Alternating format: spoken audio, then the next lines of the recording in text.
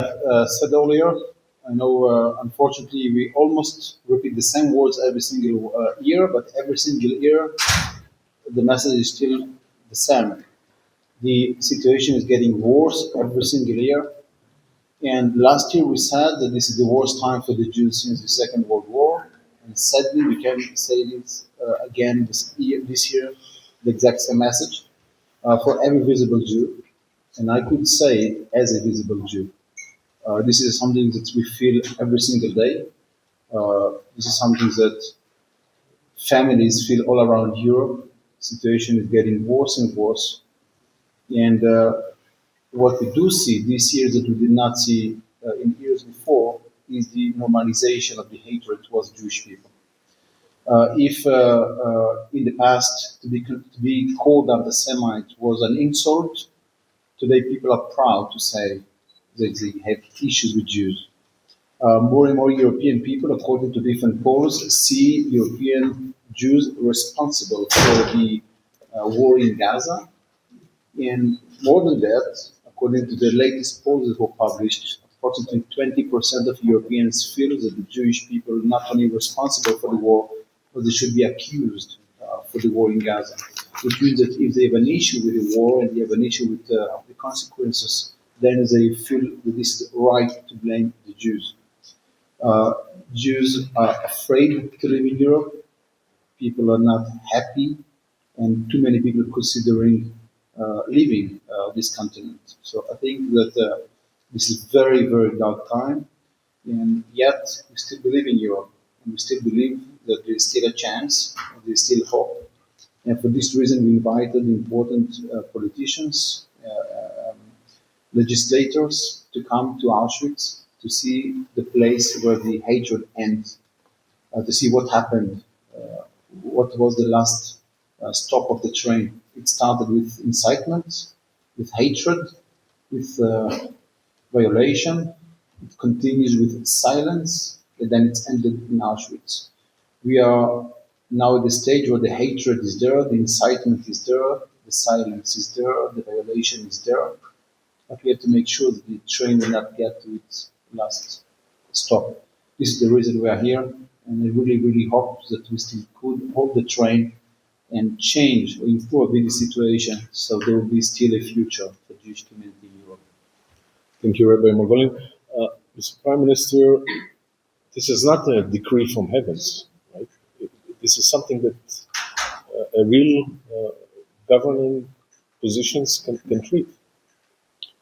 You mean the rise in anti-Semitism? Yes. Of course, you're right. And I think that a lot of the problem is caused by a failure to give leadership on this issue, and a failure to identify for me, what is the real moral difference between Israel as a democracy and what Israel is trying to achieve, and what Hamas is trying to achieve, and the methods that Israel is using and the methods that Hamas has been using. And look, I agree very strongly with Rabbi Margolin. I think it's very, very sad to see the rise in this feeling that, frankly, I never thought I would see. When I was running London, it just wasn't a thing. I mean, yes, of course, bubbling under, there's always the fear of anti-Semitism, but it didn't manifest itself in the same way. I don't believe Jewish people went around London feeling apprehensive in the same way, looking Jewish, wearing Jewish head kippah and stuff. It didn't seem to me that people felt intimidated, but now I think in European cities they do.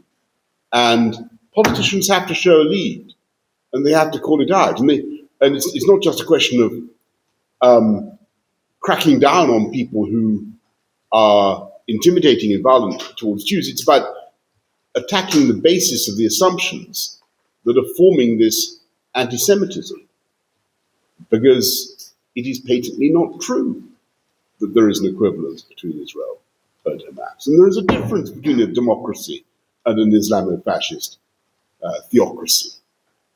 And the difference was obvious, by the way, when we had the ceasefire. And which organizations, which left-wing commentators, where did you see the denunciations of what Hamas immediately did with their gangland rivals, the summary executions? Where were the demonstrations against that? So look, I think there's a problem, and I think it needs calling out, and I think politicians need to be articulating the problem much more clearly. Thank you. We will open for questions. Please state your media outlet, and we'll go around the table. Please go ahead. Lauren Belcross, Jewish Chronicle. Primarily to you, Prime Minister Boris Johnson. The former Prime Minister. I mean, just before anybody gets confused. Once a Prime Minister, always a Prime Minister. Not in Britain.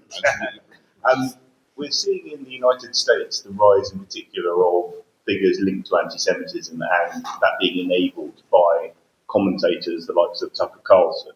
How concerned are you about that rise on the right of politics and the Republican right? I think it's it's freaky, and it's cognate with the sheer ahistoricism of the position that some of these people take on Ukraine, where the same types of people are moving into this weird space where it seems to me they've got things diametrically the wrong way round.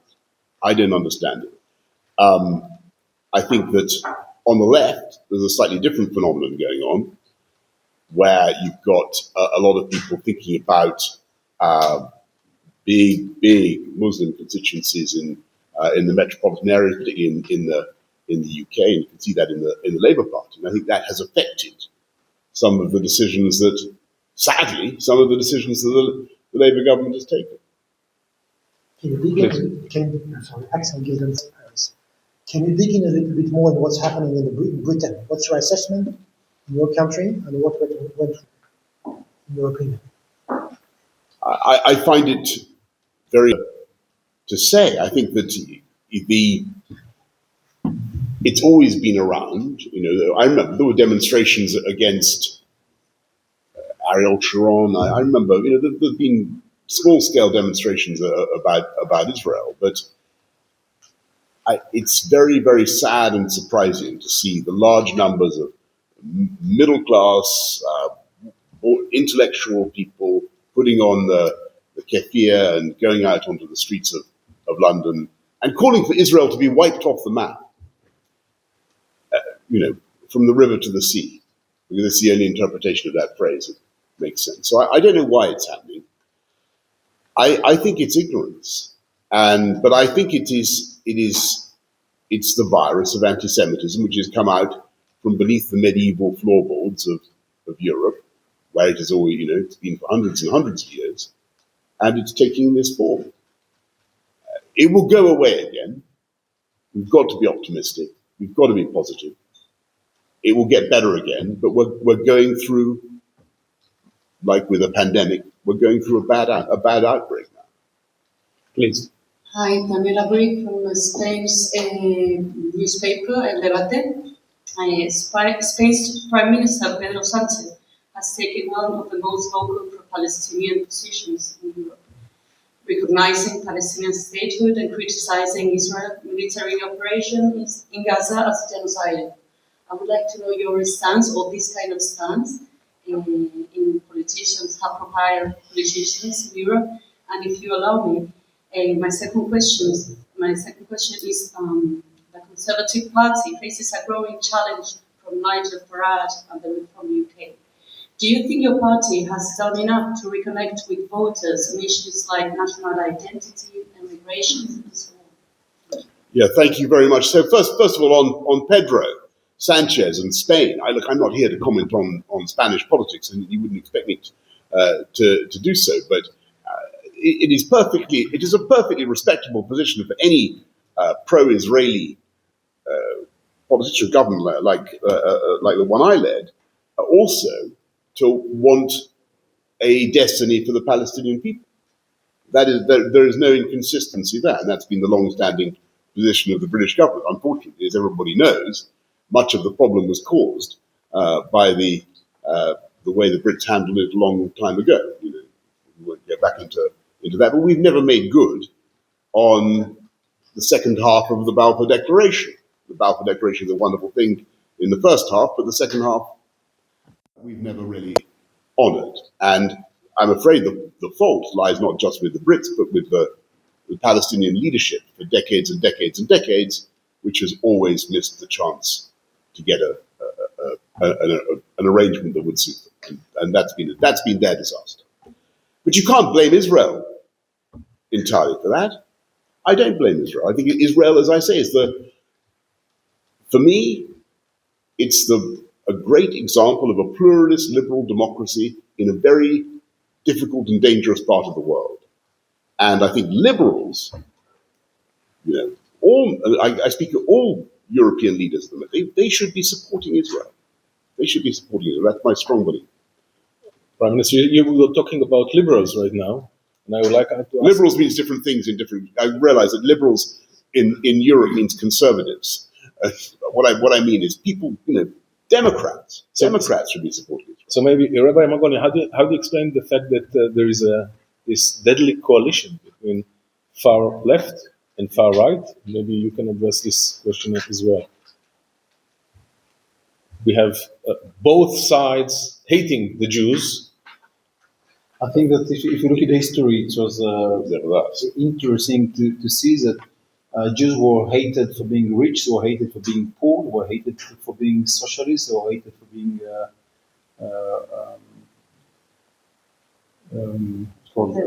wealthy, of course. They were hated for many different reasons, for spreading disease, etc. So it is these many reasons, sadly, to hate Jewish people. Of course, the faith, religion reasons. And I think that as long as government will not really deal with the issues, we'll continue to see the hatred coming from different sides. And that's very sad. Of course, there's no doubt there's a lot of political reasons also behind politicians. We have with us honest prime minister, but normally politicians not always take only honest decisions for ideological reasons. Many times are forced to take different decisions for political reasons.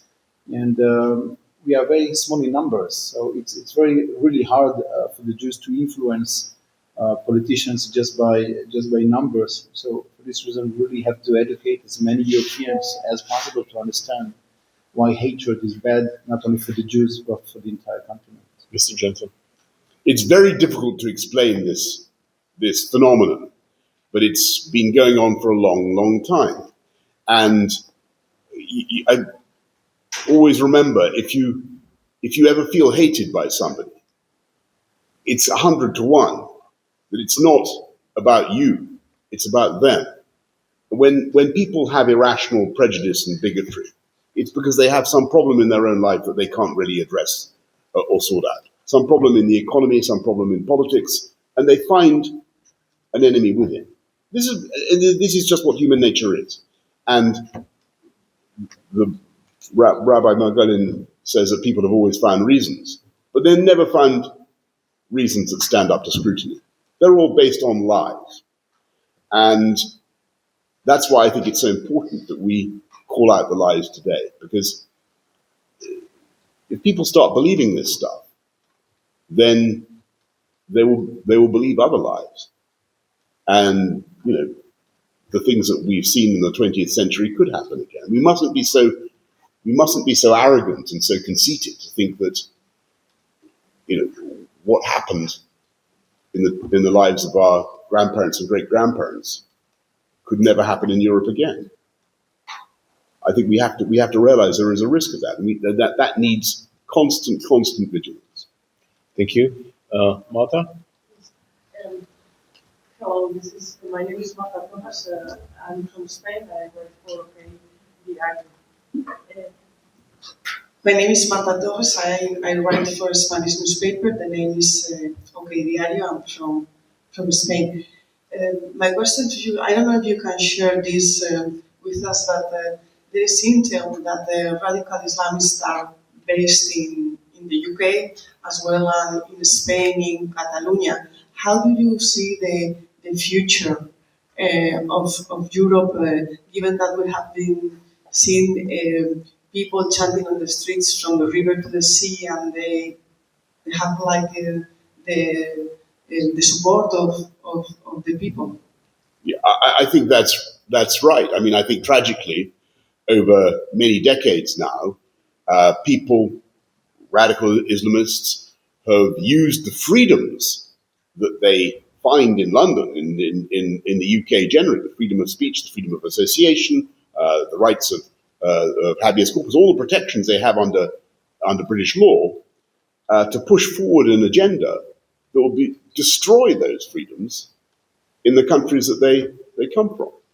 And that's a sad paradox, but we need to be tougher with those guys. We really do. Thank you. Please. We'll keep on going around the table. Yes, please. Go. Amy, go ahead. Go ahead. Hi, I'm a freelance journalist in the UK. Just to follow up on that previous question, do you think the Muslim Brotherhood should be barred as they are being barred in France? I think that they, as far as the best of my knowledge, they have been, haven't they? No. No? We're apparently the UK is the global hub of Muslim Brotherhood in Europe. Well, I mean, I think that it's a serious problem. I mean, we have. I mean, it depends what you mean by barred, and how you how do you ban an association like that? I mean, Tayyip Erdogan is supports the Muslim Brotherhood, and it's a tough one. I don't know exactly how you would put that into practice. That's my David Cameron made asked for a report, a review on Muslim Brotherhood, and Turkey, who was the ambassador of the UK in Saudi Arabia, made a report and said if you become a member of the Muslim Brotherhood, you can become a terrorist.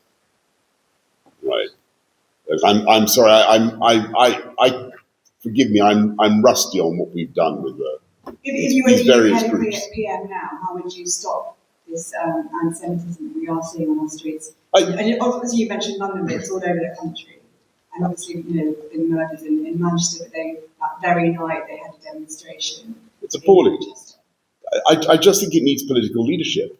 And I think the trouble is at the moment that nobody is calling out the reality of what Hamas's agenda is.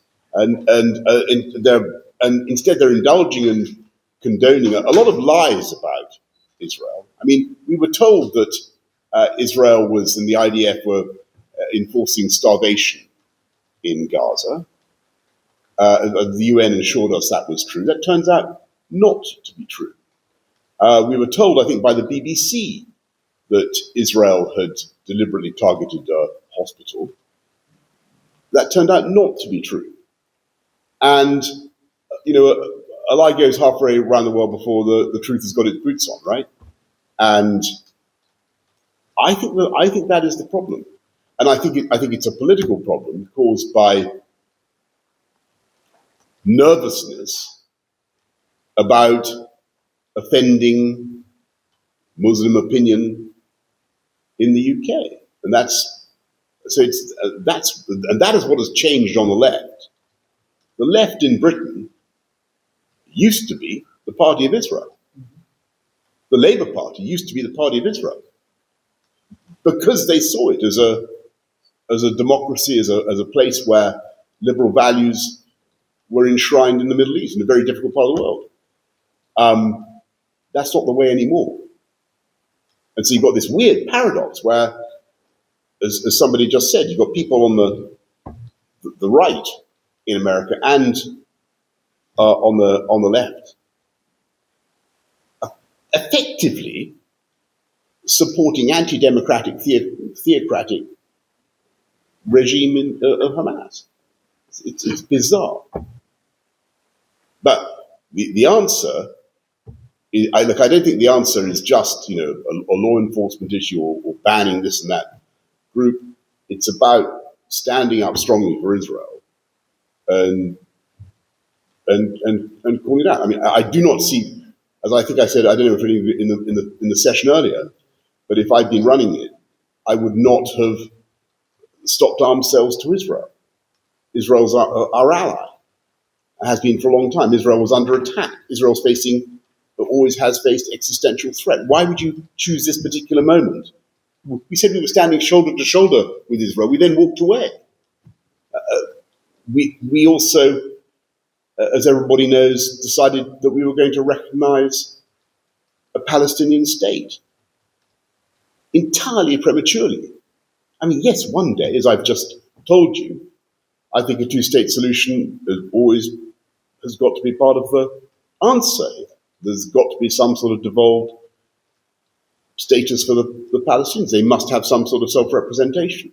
But why do that now when you don't have a clue what the borders of this entity are? You don't know who's going to be running it. Under the terms of the Montevideo Convention of 1933, which is the UK's policy on the recognition of states, it doesn't even qualify. Why do it? The answer is, of course, it was nothing to do with the Palestinians, and it was nothing to do with addressing trying to promote peace. It was all about managing the interests of the Labour Party and managing sentiment in the Labour Party. So I think it was totally wrong. I think the political leadership in Britain needs to recognise that the problem that Rabbi Margolin identifies in Europe is a real one, and it's getting worse. Rabbi Margolin, you meet prime ministers, head of states. What do you ask them to do practically? I think it's really important to say that we shouldn't think that if we will demand or if government will continue to do what has been done so far, it's going to be helpful. I think that we have to admit the fact that many European countries signed to higher definitions. Many European countries appointed special envoys to combat anti-Semitism. Many presented a strategic plan to combat anti-Semitism. And yet I think that it will be very hard to find one single Jew in Europe that will tell you that all these measures have improved the life of Jews in Europe or made the life of Europe safer or better or hopeful or with more hope. So sadly, everything that has been done so far, the European countries, meant nothing in practical level. It was great on paper, but it meant nothing. It made nothing, zero impact. And I think it's very easy to see. Every government proudly presents every year statistics to show how the level of crime is falling. Yet the only crimes continue to increase and increase and increase year after year is anti-Semitism. It shows you that all the plans, all the strategic plans, all the envoys, all the higher definition, all mean nothing as long as there is no implementation. And for this reason, what will be demanded today is Europe to declare a special status for Jewish people as a protected nation, protected culture, protected language. Jews have to be protected. Jews does not have to pay for their own security. Security have to be planned. Governments have to decide that they want a Jewish future in Europe. Many European leaders said so many times, Europe without Jews is not Europe, and many great statements which again mean nothing. I will not name anyone in particular, but I could just say that a prime minister in Europe that was recently asked why he does not appoint a special envoy to combat anti-Semitism said that right now this is not the right time because the environment it's not positive towards Jews. If in a situation where the level of anti-Semitism is so high, so much hatred towards Jewish people, a prime minister could say that this is not. If a prime minister, I will gain nothing for the fact that I protect him and I do not say who is he. I promise you, I will gain nothing out of it. But the fact that the prime minister could say this is not the right time to appoint a special envoy to combat anti-Semitism in a country where the Jews feel unsecured, it shows you how much all those plans mean nothing. What we need is Europe to really decide. We would like to see Jewish people in Europe, and if the governments will decide, and a special status will be in place, and it means that the Jewish community will be really supported, then we will see a future for Jewish life. So what we are asking today is the European leaders to decide we do want in real Jewish life in this continent. Wouldn't it be a great thing if European leaders or any European leader stood up and just said what a wonderful thing it is to have a flourishing, large, growing Jewish community in their country, and how economically vital that is, and how culturally enriching it is, and how they want to attract more Jewish people to come and live in there. That's what you need to hear. But when did you last hear that? That would make a difference. It's time for some philo-Semitism, if I can call it. Is that the right word? Do you think it's because of the Muslim vote? Yes, partly, but it's also and it's a sort of it's what the Rabbi Margolin just said. It's a sort of pathetic cowardliness in stating the obvious. We need to state the obvious about being positive towards European Jewry. Nobody ever can claim that you are not clear enough. Good. That's good. Please. Josh Howie from GB News. I think you very ominous. We can't close down GB News, guys. We love GB News. Come on, no. We need to be lights. Is it because we're not moving around enough? It's these eco lights that have gone off. It is. It's the eco lights. We need to jump around. Yeah. Here we go. It was. It's because we've all been. Not enough. That's got it. So you correctly identify one of the problems being this tsunami of misinformation that we've seen over the last couple of years, and frankly, one of the primary sources of that has been, unfortunately, the BBC. Do you think that there's anything that can be done to save the BBC? Is it for Jews? It feels like it's just a utterly captured organisation. Yeah. I watched it the other day with complete disbelief. I thought it was very, very partial and slanted and not fair to the issue. But they have obviously corporately made a decision that they're going to cover the conflict in Gaza in a particular way. And I think it's been very sad. I think it's done a huge amount of damage. But it's up to politicians to stand up and call it out.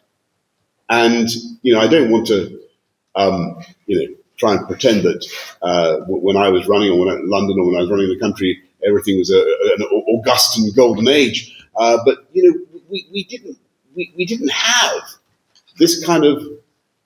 I don't remember things being quite as toxic as they've become. Do you agree? I just don't. It just feels like we need to set some. Politicians need to come out and tell some basic truths. Say moral clarity. Moral clarity. Some moral clarity about the difference between Israel and the people who want to destroy Israel and kill every Jewish person in the world. That is still, as far as I understand it, their charter, an aim. Isn't that worth pointing out? You would hope so. Well, can we go to the other side of the table or anyone else here? So, go ahead. Nati Langerman from Israel's Channel 14. So I just want to know if you would advise Jews to walk around London, central London, especially on Saturday, without wearing visible Jewish symbols like a kippah or a sort of David necklace. I think, of course, Jewish people should, and I hope they do. And I want them to feel totally. I want all communities to feel safe in London. And they've got a problem now that they're allowing too much petty crime, they're allowing too much street robbery, too much graffiti. They need zero tolerance. Get back to some simple stuff. I hesitate to remind you of it, but when I was running London, crime came down a long way. It was because we empowered the police and we took a lot of knives off the kids. And we had London became one of the safest big cities in the world. What I'm trying to get over, we can fix this problem with political leadership, with optimism, with courage, and by being positive, we can fix this thing. This is a chronic human condition. It occasionally flares up. It's going through a bad patch at the moment. It really is. But it's not impossible to fix. Thank you. Kanan? Hi, Kanan Vidor from JNS Jewish News Syndicate. Tommy Robinson recently visited Israel, was hosted in Israel by the cabinet minister, and at the United Kingdom March, I saw many Jewish supporters of the Tommy Robinson movement. Is he advisable? Is he a legitimate ally for Israel, for British Jews? You're telling me something I just didn't know. I don't follow the deeds of this individual very closely. But if he or anybody else is saying some sensible things, then clearly that should be encouraged.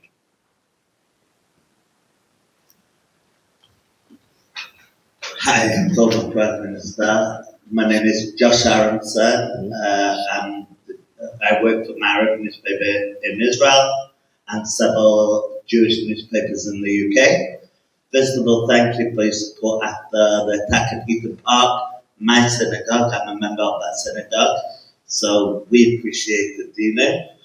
My question is, report seems to suggest that the reasoning behind the quick recognition of the Palestinian state by Keir Starmer was as a result of Brexit and trade agreements. What? So I was given that's a good one, and that's a new one on me. I love Brexit passionately, as you can imagine. I think Brexit's wonderful. Brexit's about democracy, by the way. It's about the ability of a country to set its own laws, the people of that country to kick out of government the people who make those laws if they don't like them. I think it's what people in Israel believe in as well.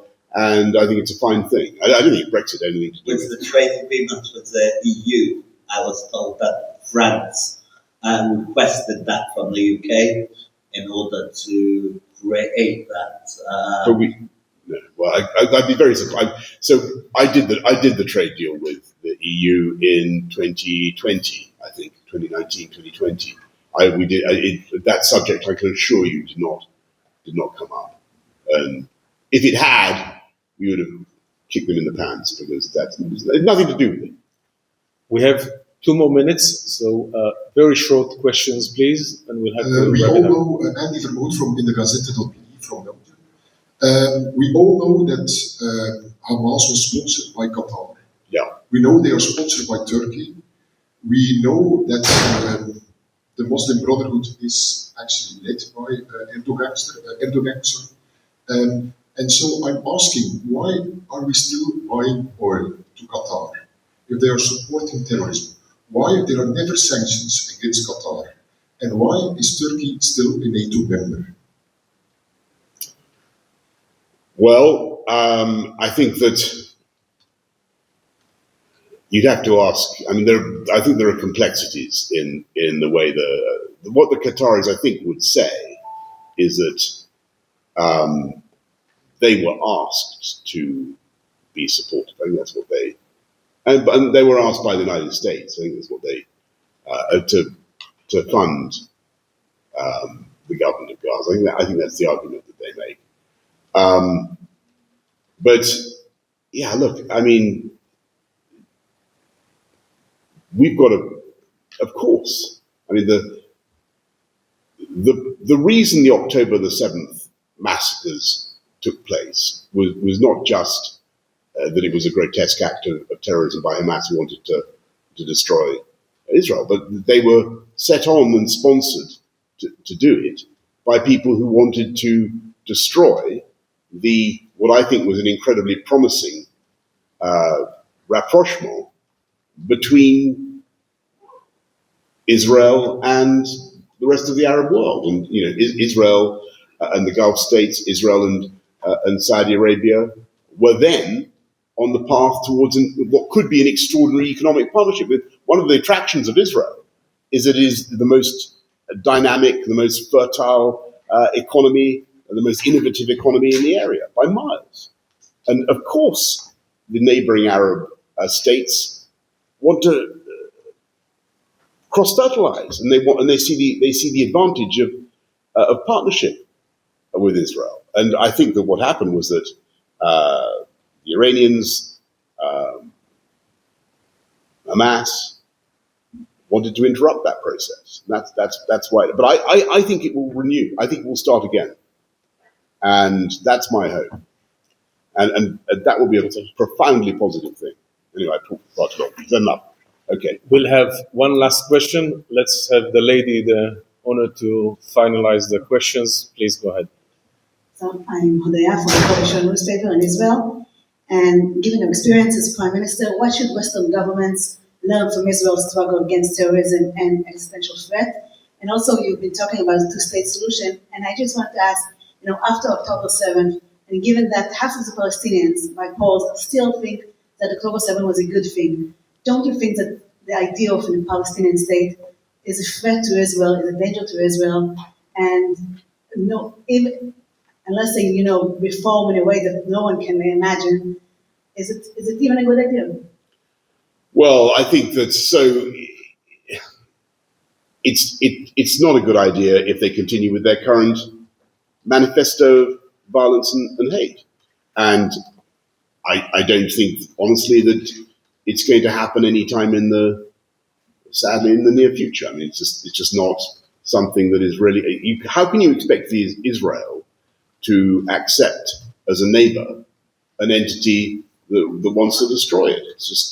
That's not going to happen. I think in the long term, you could imagine some sort of devolved settlement where you had a Palestinian political unit, a state, but not a state that had a monopoly of the use of violence, not a state that had an army, not a state that was capable of invading it, not a state that was capable of aggression. It would have to be a different arrangement. And,